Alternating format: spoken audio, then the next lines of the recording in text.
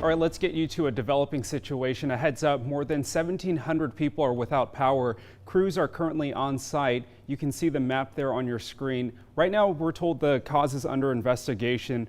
It was reported around 3:45 and power is estimated to return by 7:45. We'll keep you updated right here on KREM and on KREM.com. Thanks for joining us this evening. I'm Tim Pham. The big weather story around the inland northwest tonight is the relentless rain. So we want to start off with a first look at the forecast. Meteorologist Michelle Boss is in the Weather Center. Michelle, how much more rain can we expect to see?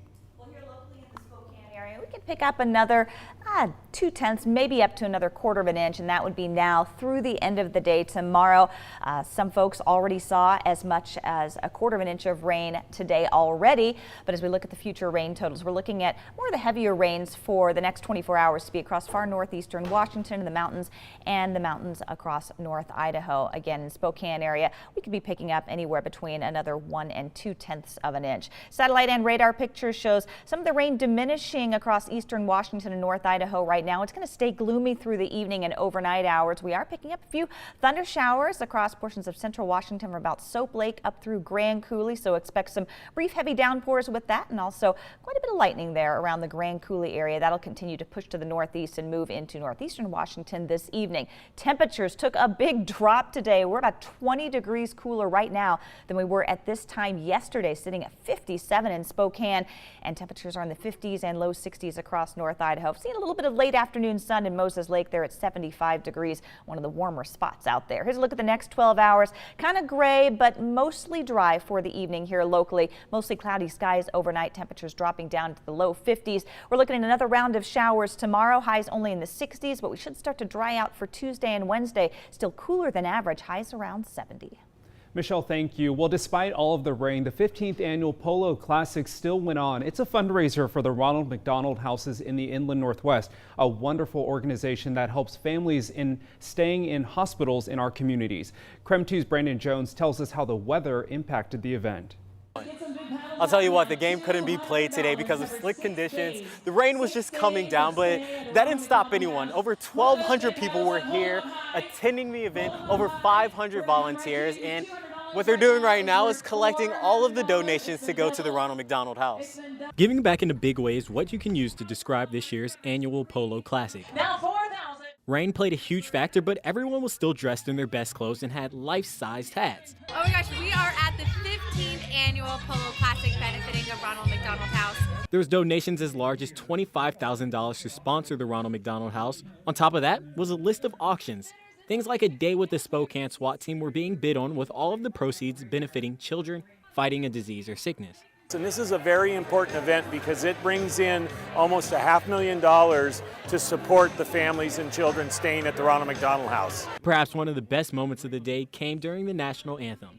A proud mother rode her horse with pride, bolstering up the American flag in honor of her son who passed away. It was truly a day full of smiles and positivity as everyone gathered for a greater cause.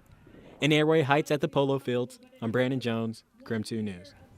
Brandon, thank you. Well, look at this. Sneaky Trooper Heather Axtman tweeted out these photos of a license plate. If you look closely, you can see there's something up with it. Turns out the owner drew on it with a black marker to try and fool the troopers. Didn't work. The driver was stopped in Snohomish County and got a $222 ticket for expired tags. Well, today was the start of the pro football season, and as we know, Hawks fans watched closely as their team took on the Bengals today. But fans in the Hawk Alley, a prime stretch of road for tailgating in Seattle, can't help but notice the homeless camp that's moved into their neighborhood. Katie Greenberg with our Seattle sister station tells us what the city is or isn't doing about it.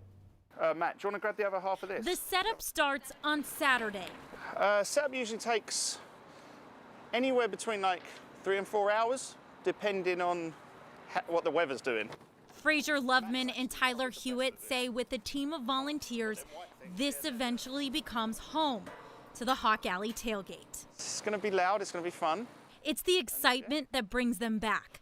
But now they worry. The iconic Hawk Alley is changing. Usually we're I wouldn't say the last ones to set up, but we're everyone has their spot before we show up. And seeing this today, where is everybody? Tyler says the party that usually draws die-hard fans the night before a game is cut short as tailgate spots have been replaced with homeless encampments. You see in the movies of Seattle, and they always talk about the rain, but really they should be talking about the homeless problem. The city tells us it's doing outreach and has no plan to remove the encampments. But fans say Hawk Alley has safety and sanitary hazards. From that end of the block all the way down to that end of the block, I mean, that's a whole block and like a half of garbage. It's just disgusting. They wonder, is this the image Seattle wants to show those cheering on their teams from out of town? Doesn't feel the same Seattle like it used to be, the safe fun. You go out here to have a good time, and it's not the same. It lost its spark, in my opinion. But everyone knows finding the perfect solution is complicated. So we get it. I do understand that it's not easy, and it's obviously a huge problem, right? So, but yeah. Showing on game day, the street that bleeds blue and green can no longer hide from the growing reality. Well, I want to see the people here feel safe to come to the city, and I want the people that are homeless to have a place to stay and find comfort. All right, and that was Katie Greenberg with our Seattle sister station. Well, speaking of the Hawks, it was a nail-biter for the Seattle Seahawks in its season opener, but they came up with the win over the Cincinnati Bengals. Karthik Venkatraman joins us in studio now to explain what happened in the madness. Hey, Karthik.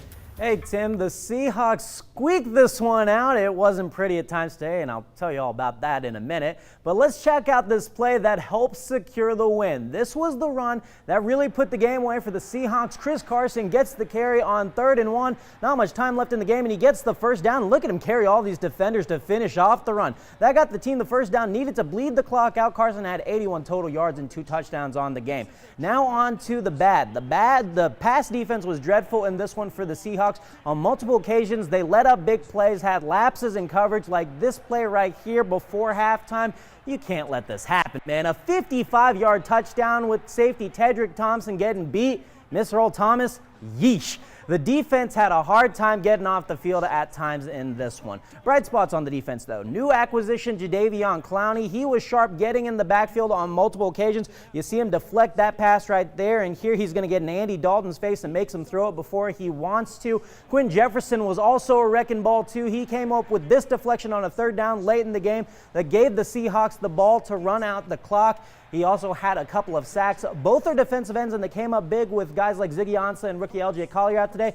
The front seven definitely is the strength of this defense, but when they can't get pressure, I don't trust that secondary. The offensive line was not very good in this one either, and that was a huge problem for the Seahawks in this one. They struggled moving the ball consistently because of bad run blocking, and the team let up so many sacks and QB pressures. I mean, it's nothing new of the Seahawks offensive line, but come on, they were limited to having to throw the ball short on many possessions because they had to get the ball out quick. It was just dreadful to watch at times. Wilson was sacked 4 times in this game. One good note, though, DK Metcalf, wide receiver that they took in the NFL draft, looked very solid for the Seahawks today. He's coming off that knee surgery 3 weeks ago, but was able to play, looked pretty sharp. His ability on the deep routes, some of the Seahawks really liked, and he was able to get it done. Had 4 catches for 89 yards today. That one was a big catch in the game, and everyone was oohing and awing about. Seriously, the newsroom was hooting and hollering, too. So happy that NFL is back up and running, and now we have college football. So much football going on. You guys are busy. Seahawks are 1-0. 21-20 today over the Bengals. I bet you Seahawks fans are happy. All right, Karthik, thanks so much. Well, still ahead tonight, the CDC identified hundreds of possible vaping-related illnesses in 33 states. Investigators have a few theories about why vaping is making people sick. We'll tell you what they think it might be next.